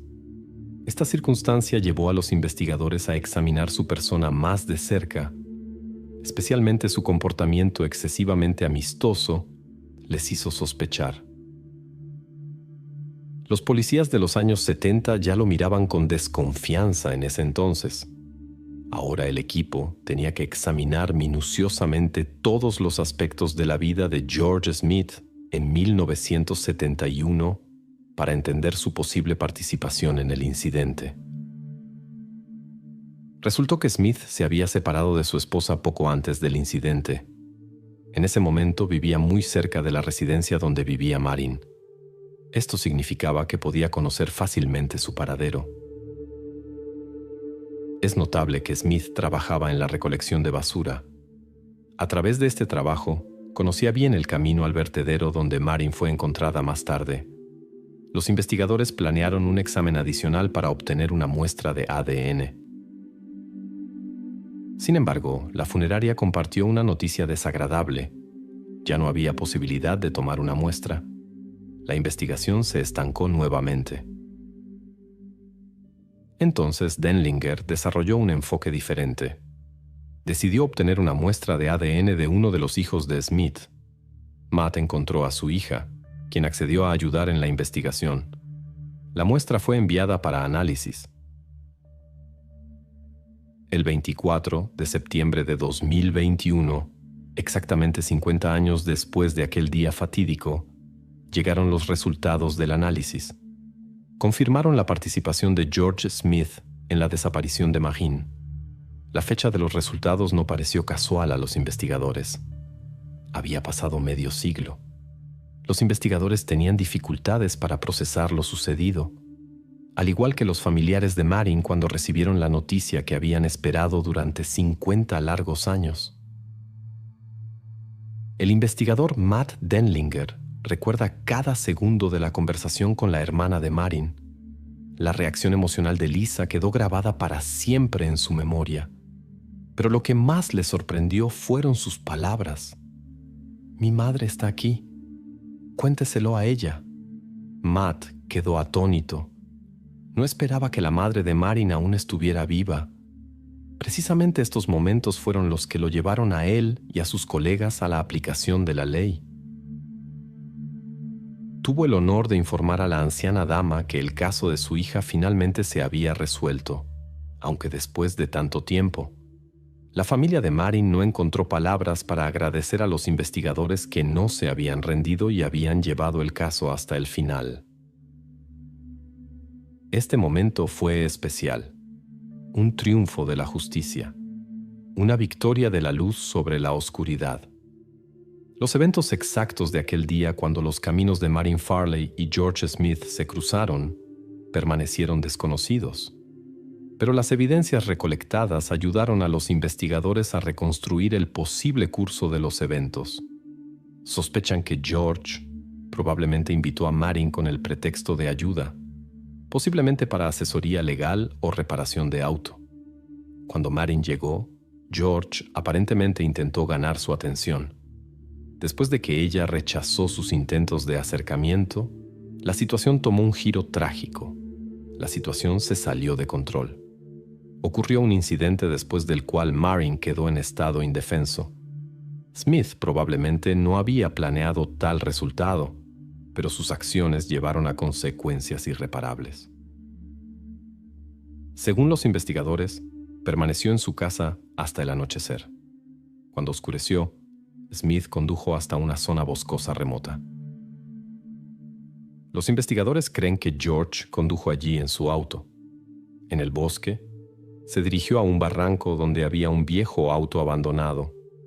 Después de dejar rastros de su presencia en el maletero del auto abandonado, desapareció de la escena. Aunque los familiares de Marin estaban agradecidos por las respuestas recibidas, la conclusión de la investigación removió viejos sentimientos que habían intentado olvidar durante años. Desafortunadamente, no todos los familiares vivieron para ver este momento. Los dos hermanos de Maureen y su padre nunca supieron toda la verdad sobre lo sucedido. Los investigadores esperan que la resolución de este antiguo caso lleve un mensaje importante. Las familias de las víctimas no deben perder la esperanza y los perpetradores deben recordar: la ley no olvida. En una noche de otoño en octubre de 2012, la vida ordenada de Katrina Smith cambió inesperadamente. La mujer de 30 años estaba llena de entusiasmo. Perspectivas profesionales prometedoras la esperaban. Sin embargo, no se presentó a la importante entrevista de trabajo, lo cual era completamente atípico en ella. El preocupado esposo acudió inmediatamente a las autoridades. Cuando los investigadores comenzaron a examinar las circunstancias de la desaparición, fueron descubriendo gradualmente detalles sorprendentes. Detrás de la fachada aparentemente ordenada de la vida cotidiana de Katrina se ocultaba una realidad completamente diferente, de la que ni siquiera sus más cercanos confidentes sospechaban. Con cada día de investigación, los detectives descubrían nuevas peculiaridades en la historia de la mujer desaparecida. La vida aparentemente perfecta de Katrina resultó estar llena de eventos enigmáticos y giros inesperados, de los que ni siquiera su familia sabía. Ahora los investigadores tenían que descifrar esta serie de circunstancias misteriosas para entender qué sucedió realmente aquella noche de otoño. En la tranquila ciudad de Machesney Park, estado de Illinois, Katrina Smith se estableció después de la separación de sus padres con su madre, su hermana menor Miranda y su hermano Chad en un acogedor suburbio. A pesar de la diferencia de 8 años de edad, Katrina y Miranda eran inseparables. Desde temprana edad, se desarrolló un vínculo especial entre las hermanas que solo se fortaleció con el tiempo. Todos conocían a Katrina como el alma de la fiesta, irradiando positividad y bondad. Las fiestas eran su pasión especial. Convertía cada entrega de regalo en un verdadero espectáculo. Podía esconder una pequeña sorpresa en 12 cajas diferentes, creando una verdadera aventura para quien recibía el regalo. Su entusiasmo era contagioso. Podía convertir momentos simples en un ambiente festivo. La participación activa en la vida de la iglesia local se convirtió en una parte importante de su carácter. Katrina encontraba alegría sincera en tender la mano no solo a sus seres queridos, sino también a completos extraños. Cuando cumplió 20 años, el destino la unió con Todd Smith, un exitoso experto financiero que criaba a 3 pequeñas hijas. Su primer encuentro ocurrió en un bar local. Todd ya había alcanzado ciertos niveles en su carrera y podía ofrecer un futuro estable. Después de 3 años de relación, organizaron una boda pequeña pero muy cálida. En el matrimonio, Katrina floreció. Todd, quien dirigía su negocio desde casa, podía permitirles viajes frecuentes. Su relación estaba llena de cuidado mutuo y ternura. 7 años de su vida juntos pasaron en armonía y felicidad. La pareja estaba considerando la adopción, pero los planes no llegaron a realizarse. En la madrugada del 23 de octubre, cerca de las 5, se recibió una llamada en la policía. «Buenos días. Mi esposa cuida casas ajenas durante la ausencia de sus dueños. No puedo localizarla». «¿Cómo se llama su esposa?», preguntó el operador. «Katrina», respondió la voz preocupada. Todd explicó a los oficiales que, después de intentos fallidos de contactar a su esposa, había revisado la casa que ella debía supervisar. Al no encontrarla allí, acudió inmediatamente a la policía. Todos los que conocían a Katrina Smith la describían como una persona excepcionalmente responsable. Trabajaba constantemente, cuidaba de su familia e hijos. Personas así no desaparecen sin motivo. Después de contactar a la policía, Todd decidió llamar a la hermana de Katrina. Cuando le preguntó si había hablado recientemente con su hermana, la joven respondió que no y preguntó qué sucedía. En ese momento, el hombre perdió la compostura y le informó que Katrina no se había presentado al trabajo y no podía encontrarla. Miranda sintió inmediatamente que algo andaba mal. Sabía perfectamente que su hermana nunca había faltado al trabajo sin avisar. Su hermano Chad estaba en un ejercicio militar en Oklahoma cuando recibió una llamada agitada de Miranda. En su preocupación, le informó que Katrina no había regresado a casa la noche anterior. Chad, sorprendido, pidió detalles. Miranda compartió sus temores sobre la desaparición de su hermana. Esa misma noche, se recibió otra llamada en la policía. Una residente reportó un auto extrañamente estacionado cerca del río Rock. ¿Cuál es exactamente el problema?, preguntó el operador. El auto está justo en nuestra propiedad, no en el borde de la carretera. Parece que fue abandonado apresuradamente, explicó la mujer. Al examinar el vehículo, no se encontraron daños externos y estaba cerrado. La verificación reveló que el auto pertenecía a Katrina Smith. Esto preocupó especialmente a los investigadores. El vehículo era nuevo y Katrina lo cuidaba mucho. Parecía improbable que ella simplemente hubiera dejado su auto en la calle. Los investigadores iniciaron un examen detallado que reveló detalles inquietantes. Miranda corrió hacia Todd cuando se enteró de las noticias. Él estaba confundido. Acababan de recibir información sobre el hallazgo del auto de Katrina. La policía le pidió que viniera para confirmar que efectivamente era su vehículo. Miranda decidió, sin dudar, acompañarlo. En el lugar fueron recibidos por varios patrulleros. Los agentes pidieron hablar primero con cada uno individualmente antes de permitirles acercarse al vehículo encontrado. Miranda recuerda cómo su corazón se detuvo cuando vio el auto de su hermana, que se había salido hacia la zanja. Al examinar el interior no se encontraron signos de incidente. Sin embargo, faltaban las pertenencias personales de Katrina. La madre no encontraba explicación de por qué el auto estaba en esta zona. Su hija nunca antes había estado en esta región. Pensamientos inquietantes la atormentaban. Posiblemente Katrina tuvo problemas con el auto y alguien ofreció su ayuda con malas intenciones. El 23 de octubre, cerca de las 23 horas, los investigadores invitaron a Todd a la comisaría para reconstruir en detalle los eventos del día en que Katrina desapareció. Él informó que su esposa estaba cuidando la casa de unos amigos. Cerca de las 5:30 fue a casa para poner la lavadora. Al día siguiente, Katrina tenía programada una entrevista de trabajo, por eso fue al centro comercial por la tarde para comprar ropa nueva. Después de regresar con las compras, Katrina dijo que necesitaba conseguir algo más.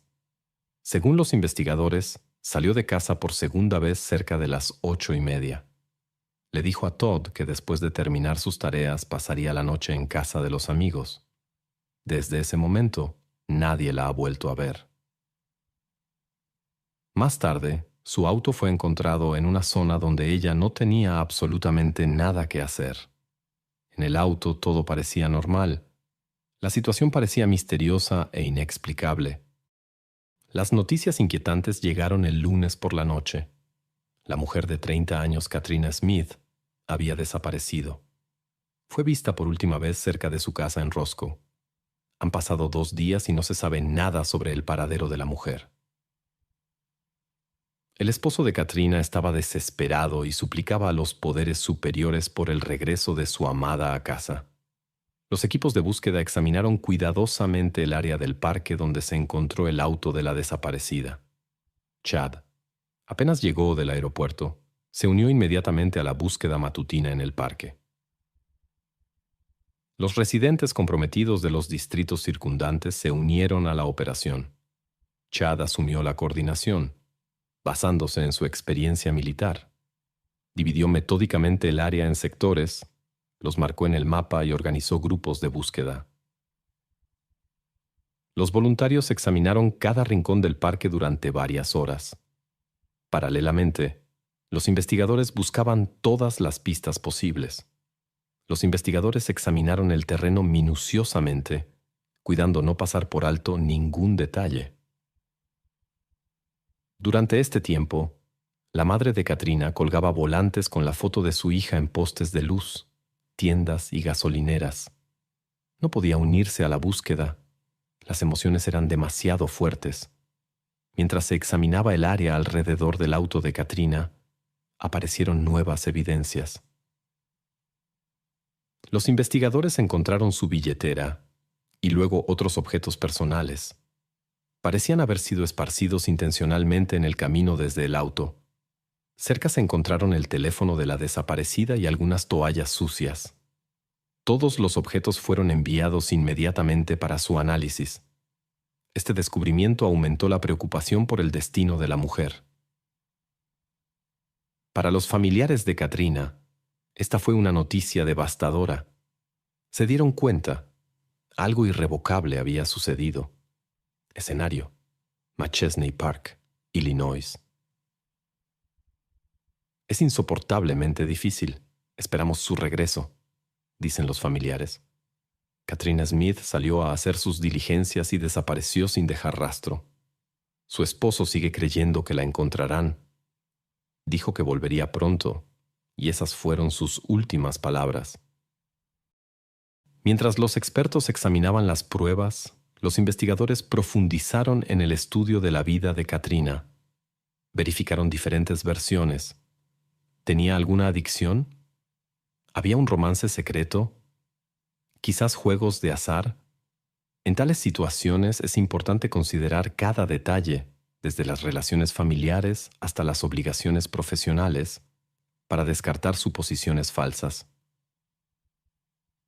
Todos los entrevistados caracterizaron a Katrina exclusivamente de manera positiva. Era conocida como una mujer bondadosa, amable y responsable, sin malos hábitos, sin sustancias prohibidas, sin fiestas ruidosas, solo buenas referencias de todos los conocidos.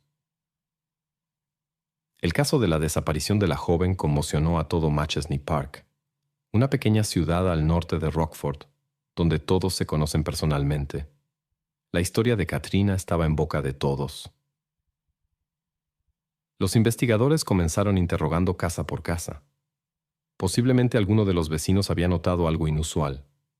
El examen de la cartera y el teléfono no arrojó resultados. Sin embargo, una llamada a la policía llamó la atención. En la noche tarde, cuando Katrina desapareció, una mujer pasó por el puente donde más tarde se encontró el auto de la desaparecida. En el puente había un coche azul que coincidía con la descripción del auto de Katrina. El maletero estaba abierto y junto a él había una persona arrodillada. La testigo no pudo distinguir detalles, pero sospechaba que era un hombre. Tal vez fue solo un problema técnico común. Los investigadores verificaron todos los reportes de averías en el puente esa noche, pero no encontraron nada. El hecho de que el vehículo de Katrina fuera encontrado más tarde exactamente en este puente dio a los investigadores una pista importante. Estaban convencidos de que estos eventos estaban conectados de alguna manera. Surgió la teoría de que Katrina podría haber terminado en el río. La investigación comenzó a verificar el entorno de la mujer.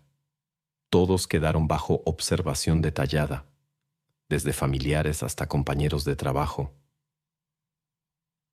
Era necesario verificar la coartada de cada persona para la noche de la desaparición.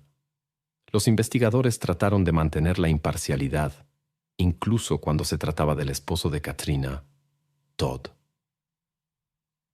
Las hijas de Todd aseguraron que su padre y Katrina eran una pareja perfecta.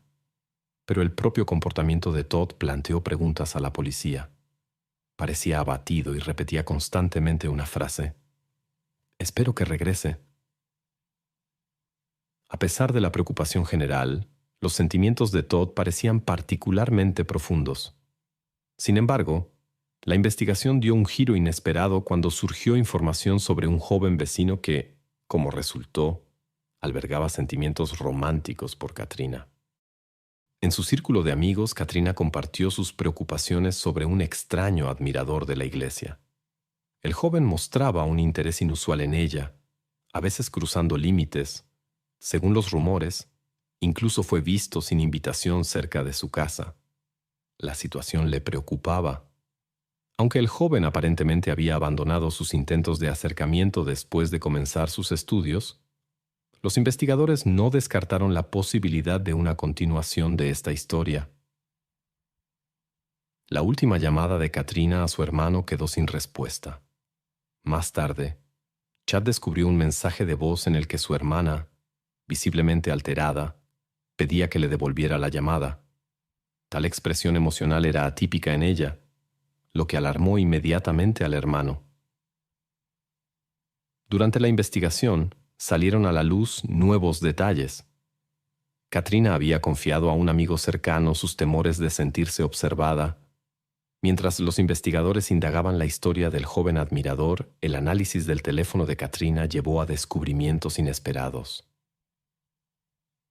El dispositivo móvil resultó ser una verdadera mina de información.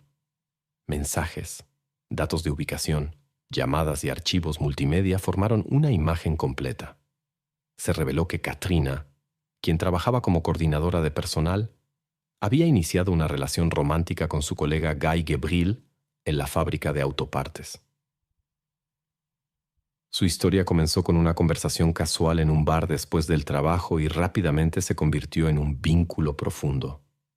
En la última correspondencia, Guy presionaba insistentemente a Katrina para que cambiara su estado civil. La investigación del pasado de Guy llevó a los investigadores a información inquietante sobre su complicada historia familiar. Esto lo convirtió en una figura clave en la investigación. Durante su declaración, Guy parecía extremadamente nervioso y confundido. Confirmó su relación con Katrina, pero aseguró su inocencia en su desaparición, señalando su horario de trabajo en ese momento. Mientras los investigadores verificaban las declaraciones de Guy, los familiares de Katrina intentaban procesar lo sucedido. La noticia de su relación secreta fue completamente sorprendente para ellos. Desde la desaparición de Katrina, su madre pasaba los días en ansiosa espera. El templo se convirtió en su único consuelo. Pasaba horas allí dirigiéndose a poderes superiores con preguntas sobre el destino de su hija. En el parque local, muchos ciudadanos se reunieron para rezar juntos por el regreso de Katrina Smith. La extraño tanto. Más que nada quiero verla de nuevo, compartieron los familiares. Gracias a todos por el apoyo, por venir. Es increíble cuántos corazones compasivos hay. Cuando los habitantes del pequeño pueblo vieron a la familia de Katrina en la televisión, fueron conmovidos por su angustia. Cada uno se puso en la situación, porque en lugar de la desaparecida podría estar cualquier mujer, esposa, hermana o hija. Al investigar la vida privada de Katrina, los investigadores descubrieron un extraño incidente que ocurrió 2 semanas antes de su desaparición. En medio del día, un Volkswagen Jetta negro entró al estacionamiento. Una persona enmascarada distribuyó numerosos volantes justo frente a los empleados de la empresa. Los papeles contenían comentarios ofensivos sobre la relación entre Katrina y Guy. ¿Qué llevó a alguien a venir al lugar de trabajo de Katrina y distribuir 200 volantes hechos a mano? Los amigos aseguraron que ninguno de sus conocidos tenía un Volkswagen negro, pero se hizo evidente. La mujer estaba siendo observada. Katrina compartió con su peluquero sus preocupaciones sobre su propia seguridad y mencionó la intención de obtener medios de protección. Sentía que alguien la seguía, pero la identidad de esta persona seguía siendo un misterio. Una vez incluso visitó una tienda de telefonía móvil preguntando si alguien podría estar rastreando sus movimientos a través del teléfono. Katrina sentía la proximidad de una desgracia. Al examinar el vehículo, los especialistas descubrieron numerosas pruebas en el maletero y la guantera. Bajo el suelo encontraron un dispositivo de rastreo, similar a un transmisor GPS. La pericia confirmó más tarde. Las huellas y manchas encontradas pertenecían a Katrina. El día en que la familia se enteró de los resultados del examen del vehículo se convirtió en un punto de inflexión. La cantidad de pruebas encontradas indicaba la gravedad de la situación. Aunque nadie quería pensar en lo peor, era imposible evitar los pensamientos sombríos. Los investigadores cambiaron las instrucciones para los grupos de búsqueda. Se pidió a los voluntarios que prestaran especial atención a la tierra removida y lugares ocultos. Todos se dieron cuenta. La situación era mucho más grave de lo que se pensaba inicialmente. Las autoridades enfatizaron la importancia de la búsqueda para la recopilación de pruebas. Cualquier pista podría ser decisiva. 18 días después de la desaparición de Katrina, la policía recibió una llamada importante. Un hallazgo inesperado conmocionó a los habitantes de Winnebago. Un bombero local, pescando en el río Rock, notó algo inusual en un viejo tronco. Al acercarse vio una imagen triste. Los bomberos de Byron llegaron para llevar el hallazgo a la orilla. Tras un examen preliminar, quedó claro que el hallazgo había estado en el agua más de una semana. Se necesitó la ayuda de especialistas para una identificación precisa. La médica forense confirmó mediante la comparación de los registros dentales de Katrina Smith con los datos obtenidos. Era efectivamente ella. Los resultados de la investigación mostraron lesiones graves causadas por un objeto contundente. Este descubrimiento cambió completamente el curso de la investigación. Los investigadores dirigieron su atención inicialmente a un joven que había mostrado un interés excesivo en Katrina. Al momento del incidente, estudiaba en la Universidad de Rockford. La verificación reveló que esa noche el estudiante estaba en la residencia universitaria, lo cual confirmaron numerosos testigos. Luego, la atención se dirigió a Guy Gabriel, con quien Katrina mantenía una relación romántica. La correspondencia descubierta entre ellos la noche de la desaparición mostró tensiones evidentes. Los investigadores sospechaban que la negativa de Katrina a dejar a su esposo podría ser motivo de desacuerdos. Sin embargo, Guy tenía una coartada irrefutable. Su presencia en la oficina fue confirmada por los datos del sistema electrónico de control de tiempo. Además, compartió información importante. Según sus palabras, le aconsejó a Katrina que se separara de Todd debido a su control excesivo. Cuando los investigadores preguntaron a Todd sobre un posible divorcio, este aseguró que todo estaba bien en su matrimonio. Sin embargo, los amigos de Katrina contaron otra historia. Ella realmente planeaba el divorcio. Esto fue confirmado por la información sobre su reunión con un abogado de divorcios un día antes de su desaparición. Como se descubrió más tarde, Katrina no solo era administradora de la casa de los amigos, se había mudado allí permanentemente después de separarse de Todd. Esta circunstancia llevó a los investigadores a reconsiderar la historia de los folletos y sospechar de la participación del ex marido. En busca del Volkswagen negro, los investigadores llamaron a todos los concesionarios de la zona hasta encontrar el correcto. Al reunirse con el gerente, resultó que el auto todavía estaba a la venta. En el concesionario, cada prueba de manejo se documentaba cuidadosamente. Al revisar la impresionante pila de documentos con copias de licencias de conducir, el gerente se detuvo repentinamente en un nombre: Todd Smith. Resultó que había usado exactamente este Volkswagen negro para una prueba de manejo durante la semana en que aparecieron los misteriosos folletos. Chad y Miranda fueron llamados urgentemente a la comisaría. En la sala de reuniones se les informó sobre Todd, lo que les impactó profundamente. Miranda inicialmente se negó a creerlo. Todo parecía una película, no la realidad, compartió más tarde. Lo más difícil para ella fue reconocer la verdad mientras fingía que nada sucedía. Tuvieron que ocultar su conocimiento para que Todd no se enterara de las sospechas. Observaron atentamente su comportamiento y mantuvieron contacto constante con la investigación. Mientras tanto, los investigadores profundizaron en la investigación. La imagen del matrimonio perfecto de Katrina y Todd comenzó a desmoronarse. Salieron a la luz serios problemas financieros de Todd. Su firma de inversiones estaba bajo amenaza de un proceso judicial. Katrina se convirtió en la principal fuente de ingresos de la familia.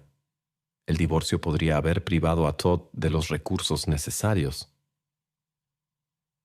Para avanzar en la investigación, los investigadores obtuvieron una orden de registro para la casa de los Smith. Como este era el último paradero conocido de Katrina, la casa requería especial atención. Durante la investigación, los expertos descubrieron equipo deportivo con rastros que requerían análisis de laboratorio en un rincón del garaje. Después de comparar las pruebas, los investigadores concluyeron que precisamente este objeto era crucial en esta historia. Los análisis de laboratorio confirmaron sus sospechas. En el equipo deportivo se encontraron rastros biológicos de Katrina.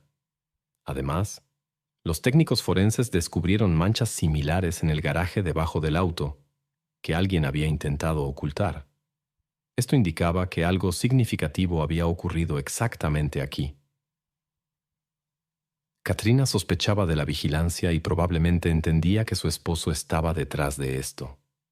Todd no rastreaba los movimientos de su esposa a través del teléfono, sino mediante un dispositivo especial bajo la carrocería del auto. Los expertos revisaron el equipo informático de Todd en busca de programas para leer información del dispositivo de vigilancia. Tras examinar los datos sobre los movimientos de Todd, los investigadores confirmaron el hecho de la vigilancia a su esposa. La seguía constantemente. Una ruta en particular llamó la atención. Este camino podría aclarar los eventos de aquella noche cuando Katrina desapareció. Después de quitar el dispositivo de vigilancia del auto de Katrina, que fue abandonado en una zanja, Todd lo guardó en su bolsillo, pero se activó accidentalmente. De camino a casa, dejó las pertenencias de Katrina a lo largo de la carretera, que luego fueron encontradas por los investigadores, y el dispositivo registró todo su recorrido. Este hallazgo fue decisivo para iniciar una investigación seria contra Todd. Los investigadores lo invitaron a la comisaría para interrogarlo. Cuando informaron los resultados de la investigación, solo bajó la cabeza. Los investigadores esperaban una confesión, pero en su lugar, el comportamiento de Todd cambió inesperadamente. Se levantó bruscamente, empujó la silla hacia atrás y exigió: «Quiero hablar con un abogado. Necesito un abogado». En ese momento, los investigadores vieron a una persona completamente diferente frente a ellos, no el Todd tranquilo y silencioso que conocían antes. Para los fiscales, las pruebas recopiladas se convirtieron en el factor clave, y todas señalaban a una persona: Todd Smith. Un mes después de que Katrina cortara el contacto, los investigadores arrestaron a su esposo. Los familiares de la mujer finalmente sintieron que este tiempo tortuoso llegaba a su fin. El 11 de enero de 2017 comenzó el juicio. El proceso judicial fue difícil para los familiares de Katrina. Por primera vez se enteraron de muchos detalles del incidente que preferirían no haber sabido. Algunas de las fotografías presentadas dejaron una impresión indeleble en su memoria. Durante el juicio, los investigadores reconstruyeron los eventos de aquella fatídica noche. Durante el día, Katrina se reunió con un abogado de divorcios. Por la noche, fue a casa de Todd para lavar ropa para una importante entrevista de trabajo. Probablemente fue entonces cuando le comunicó su decisión de irse. Cuando Katrina se dirigía a la salida, Todd no pudo controlar sus emociones. Agarró un bate en la esquina del garaje y alcanzó a su esposa. Después condujo el auto de Katrina hasta el acantilado y dispersó sus pertenencias en el camino a casa. Ella presintió el peligro, pero creyó que podría protegerse. Desafortunadamente, esto no sucedió. Durante todos los años de matrimonio, Todd intentó controlar completamente la vida de su esposa, desde la boda hasta su intento de terminar la relación. Pensaba que ella solo podría dejar de ser su esposa si dejaba de existir. Después de 2 semanas de audiencias, el jurado se retiró a deliberar. Tras una breve deliberación, emitieron un veredicto justo. Todd Smith fue declarado culpable. En ese momento, los familiares de Katrina sintieron el alivio largamente esperado. Comprendieron que la persona que había destruido tantos destinos recibiría su merecido castigo. El tribunal condenó a Todd Smith a 59 años de prisión.